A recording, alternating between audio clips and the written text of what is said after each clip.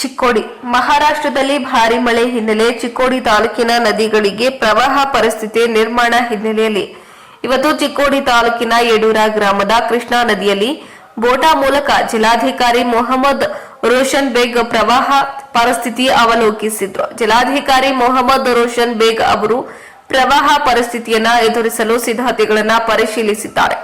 ನೆರೆಯ ಮಹಾರಾಷ್ಟ್ರದಲ್ಲಿ ಮಳೆ ಹೆಚ್ಚಾದ ಕಾರಣ ಬೆಳಗಾವಿ ಜಿಲ್ಲೆಯಲ್ಲಿ ನದಿಗಳ ಒಳಹರಿವು ಹೆಚ್ಚಾಗಿದೆ.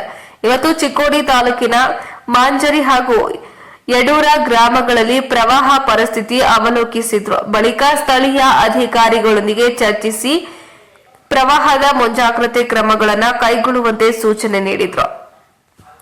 ಈ ಸಂದರ್ಭದಲ್ಲಿ ಜಿಲ್ಲಾ ಪಂಚಾಯತ್ ಮುಖ್ಯ ಕಾರ್ಯನಿರ್ವಹಣಾ ಅಧಿಕಾರಿ ರಾಹುಲ ಶಿಂದೆ, ಪ್ರೊಫೆಸರ್ ಬೇಷನರಿ, ಐಎಎಸ್ ಅಧಿಕಾರಿ ಅಭಿನವ್ ಜೈನ್, ಡಿವೈಎಸ್ಪಿ ಗೋಪಾಲಕೃಷ್ಣ ಗೌಡರ, ಉಪವಿಭಾಗಾಧಿಕಾರಿ ಸುಭಾಷ ಸಂಪಗಾವಿ, ತಹಸೀಲ್ದಾರ್ ರಾಜೇಶ ಬುರ್ಲಿ ಸೇರಿದಂತೆ ವಿವಿಧ ಇಲಾಖೆಯ ಅಧಿಕಾರಿಗಳು, ಗ್ರಾಮಸ್ಥರು ಉಪಸ್ಥಿತರಿದ್ದರು.